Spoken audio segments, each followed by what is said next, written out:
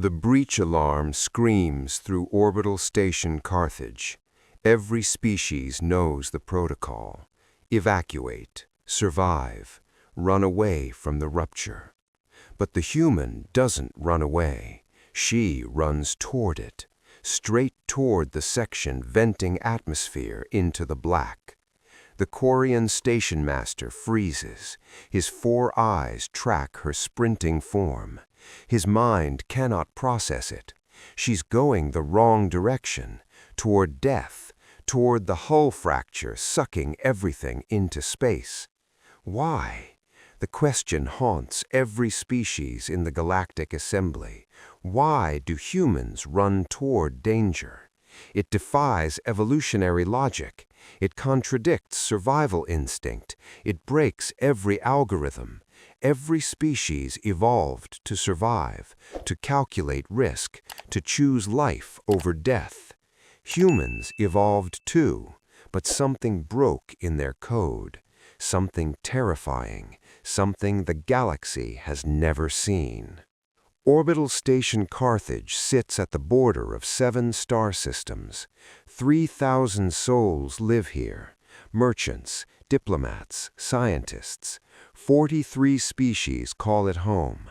Humans are the minority, 200 among thousands, but everyone knows them. Everyone watches them, because humans are different. Quarian Station Master Velk has studied them for cycles. He's read the xenopsychology reports, all 73 volumes. None of it prepared him. The reports speak of altruism, of heroism, of self-sacrifice. Velk understands the words. He doesn't understand the reality. How can a species value others above self? How can individuals choose certain death to save strangers? The math doesn't work. The logic fails. Yet here they are, living among the assembly, acting like everyone else, until danger arrives. Then the monster wakes. The hull breach started in Cargo Bay 7. A Threxian freighter docked improperly, damaged the coupling. Standard accident, standard protocol. Seal the section, evacuate personnel, contain the damage. Simple, but nothing is simple with humans. Engineer Maya Torres doesn't hear the evacuation order, or she hears it and ignores it. Velk watches on the security feed. She's sprinting toward Bay 7, against the flow of fleeing workers. Aliens scatter from her path. She's carrying something, a welding torch, a patch kit. Velk's translator struggles with her words. She's shouting into her comm. "How many still in there?" A voice crackles back. Human, male, calm despite the chaos. 15, maybe 20. Threxians can't move fast in this gravity. Maya doesn't slow. "I'm sealing it from inside." The male voice breaks. "Maya, no, you won't make it." "Then I won't make it out." She cuts the comm. Velk opens the station-wide channel. "Engineer Torres, stand down. Section 7 is lost." She doesn't respond. He tries again. "Engineer Torres, I am ordering you to evacuate." Still nothing. A Quarian security officer looks to Velk. "Should we physically restrain her?" Velk's eyes track Maya's progress. She's at the Bay 7 entrance. The pressure door is failing. Atmosphere screams through the widening gap. She wedges herself against the frame, begins welding. "No," Velk says quietly. "Why not?" "Because I don't think we can." The Threxians huddle in Bay 7. They're big, slow, peaceful herbivores from a heavy gravity world. This station's gravity makes them lethargic. They never had a chance to evacuate. They're going to die. They've accepted it. Their culture has no concept of rescue. When death comes, you greet it. Then a human seals them in, cuts off the atmosphere loss, welds the breach from inside, traps herself with them in a damaged bay. One of the Threxians approaches Maya. His translator works slowly. "Why you do this?" Maya doesn't look up from her welding. "Because you needed help. You die too now." "Maybe. Not logical." Maya finishes the first weld point, moves to the second.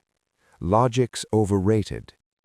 Velk watches the bay's atmospheric readings, stabilizing. She's actually doing it, holding the breach, but she's trapped. The bay's life support is damaged, oxygen levels falling. She has maybe 30 minutes. His tactical officer speaks. "Station Master, we have another problem." Of course they do. The initial breach weakened Junction 12. Velk pulls up the schematic. Junction 12 connects the cargo ring to the habitat ring. Structural damage there means catastrophic cascade failure possible. The officer nods. If it fails, both rings separate. We lose 600 residents. Evacuation time? 2 hours minimum. Time until potential failure? Unknown. Could be hours, could be minutes. Velk's mind races through scenarios. All the logical ones end in tragedy. Then his calm crackles. "Station Master, this is Lieutenant Chen. I'm taking a team to reinforce Junction 12. Another human. Of course. Lieutenant James Chen leads a team of 5. 3 humans, 2 Kelzari who volunteered. The Kelzari are young. They've worked with humans before. They've caught the infection, that inexplicable madness. Velk watches them gear up. Pressure suits, welding equipment, structural reinforcement beams. Chen briefs his team. Junction 12 is a coffin right now. Pressure is unstable. One wrong move, it all comes down. One of the Kelzari shifts nervously. Chen notices. "Vrek, you don't have to do this." The young Kelzari straightens. "Yes, I do." Chen smiles. "Why?" "Because you would." The other human, a woman named Park, laughs, dark and bitter. "That's not a good reason, kid. We're insane." "Then I am insane too." Chen claps Vrek on the shoulder. "Welcome to the club." They enter Junction 12. The metal groans. Stress fractures spider across support beams. The structure is failing in real time. Chen's voice stays calm. "Park, Anderson, start on the outer supports. Vrek, Timara, you're with me on the central column." They move like they've done this 1,000 times. Humans have. This is what they do. Fires, earthquakes, floods, structural failures. On Earth, they ran toward all of it. In space, nothing changed. The only difference is the audience. Now the galaxy watches. Velk certainly does. Every feed, every angle. He sees Chen wedge himself between 2 failing support beams, physically holding them in place, while Vrek welds. "How long can you hold?" Vrek asks. Chen's voice strains. "Long as you need." "That is not specific." "Then work faster." The math is simple. If Chen lets go, the beams collapse. If the beams collapse, the weld point is inaccessible.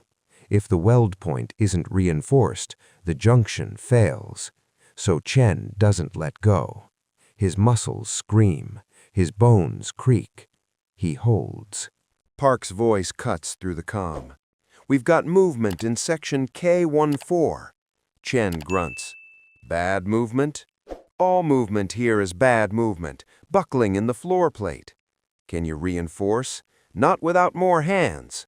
Anderson speaks up. "I can—" "No," Park interrupts. "You leave your position, the ceiling comes down." Silence. The kind that weighs. Then a new voice. Young, uncertain. "I can help." Velk checks the ID. A human child, 14 standard years. Marcus Webb, son of the station's chief medical officer. He's in the public corridor, above section K14. Chen's voice hardens. "Marcus, get to an evacuation pod." "I'm right here. I can pass down equipment, be an extra pair of hands. You're a kid. I'm available." Park laughs again. That same dark sound. "He's got the bug, Chen." "Marcus, listen to me very carefully. I'm already climbing down, Lieutenant." The feed shows it. A 14-year-old boy lowering himself through a maintenance shaft, toward the buckling section, toward the danger. Velk feels something he's never felt watching other species. Ice in his circulatory system. The human term is dread. Marcus reaches Park. She doesn't waste time arguing. "Hold this brace. When I say push, you push." "Got it."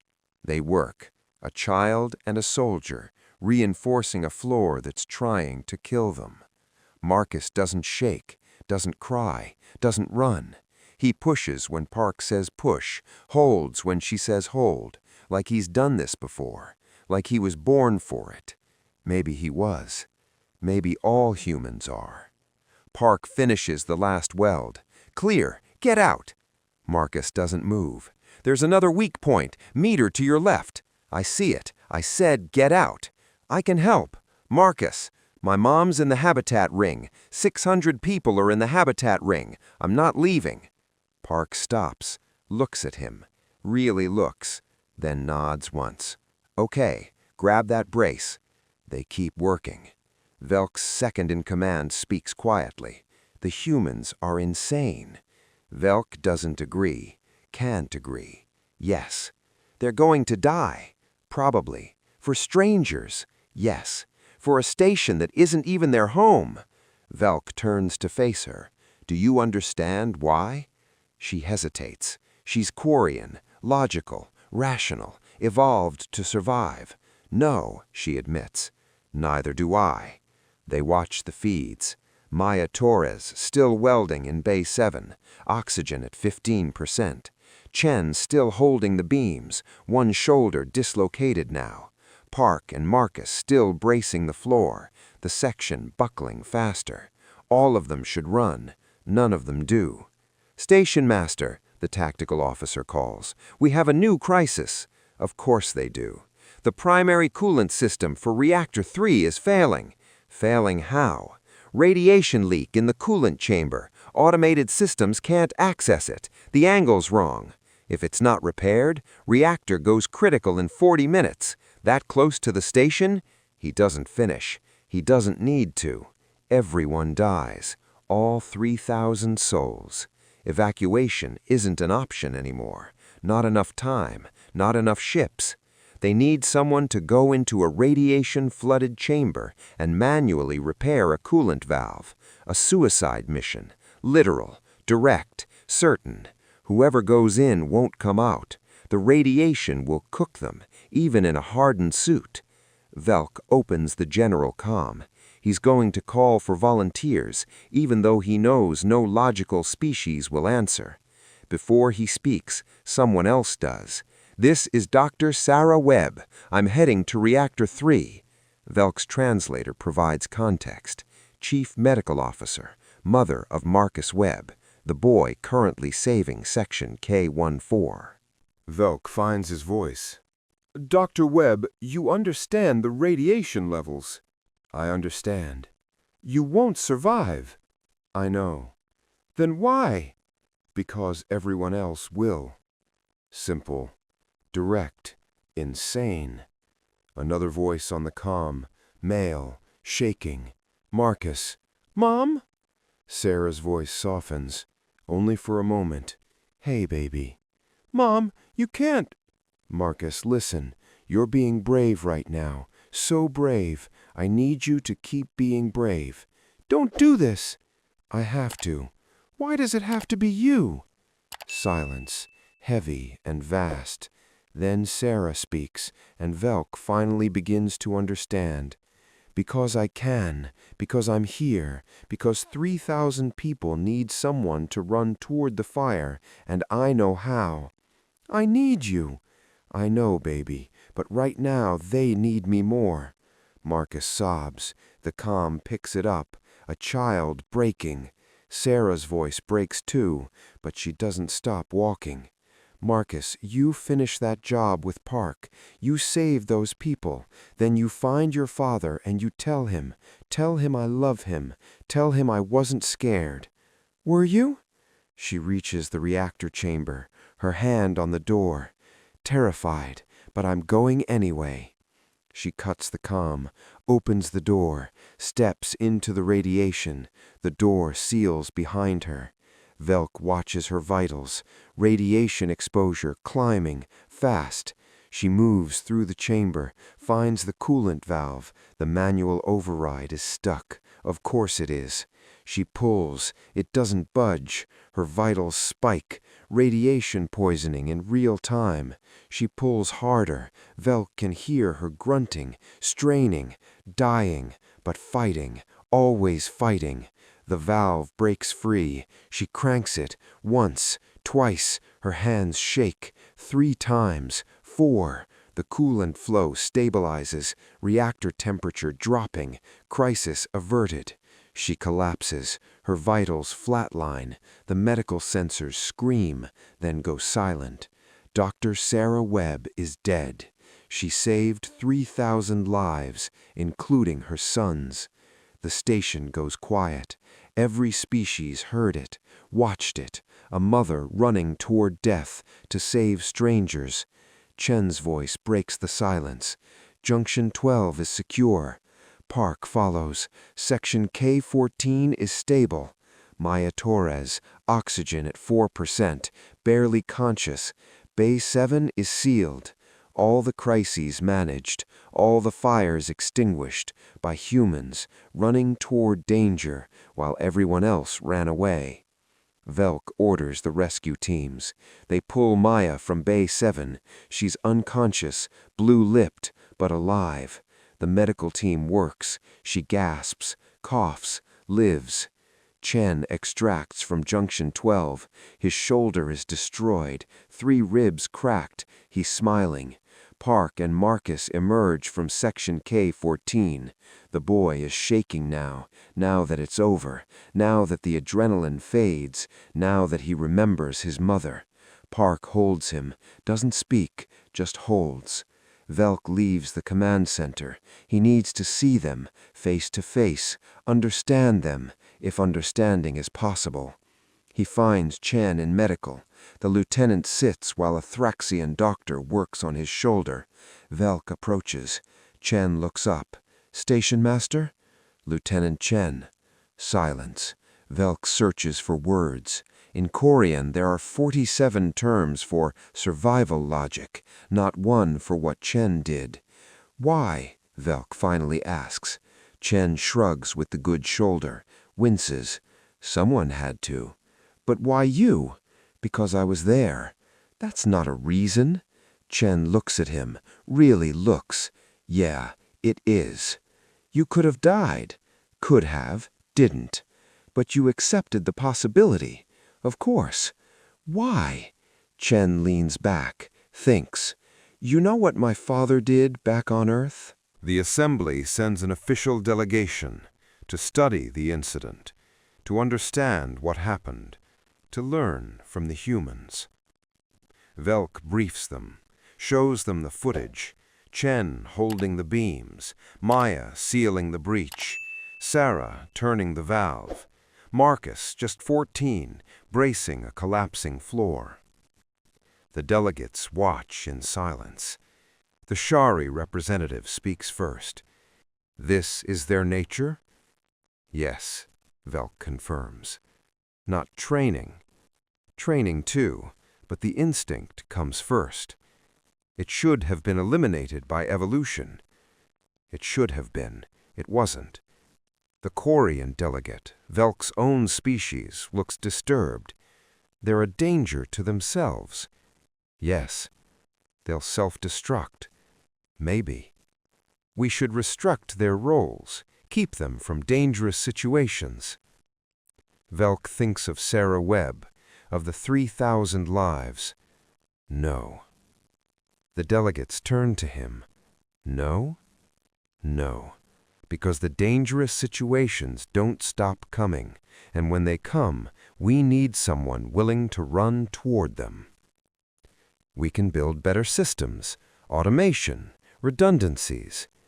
Systems fail, automation breaks, redundancies have limits. Then what do we do? Velk looks at the frozen image of Sarah Webb, hand on the valve, saving everyone. We thank them, we honor them, we let them do what they were born to do. Which is? Save us. The room falls quiet, the truth settling, heavy and undeniable. Humanity doesn't run toward danger because they're stupid. They run toward it because someone has to. Because fires don't put themselves out. Because hulls don't seal themselves. Because reactors don't fix themselves. Someone has to run into the dark. Someone has to hold the line. Someone has to turn the valve. And humans will. Every single time. Velk visits the memorial wall one last time, before the delegation leaves, before the reports are filed, before the galaxy moves on to the next crisis. He reads the names. 47 humans, dead saving others, in 3 years, on this station alone. Multiply that by every station, every colony, every ship. Thousands of names, thousands of humans running toward danger while everyone else runs away. The galaxy calls it madness, calls it illogical, calls it broken evolution. But the galaxy is still here, still spinning, still alive, because of them. Because humans don't compute survival the same way, don't calculate risk the same way, don't value life the same way. They value all life, even above their own, especially above their own. It's not madness, it's something else, something the galaxy has never seen, something it desperately needs. Velk places a flower at Sarah's name, a tradition he learned from humans, honoring the dead, remembering the sacrifice. Thank you, he whispers to the wall, to all of them, to the species that runs toward danger, so others don't have to. Humanity, actual, not a myth. Not a legend. The real thing.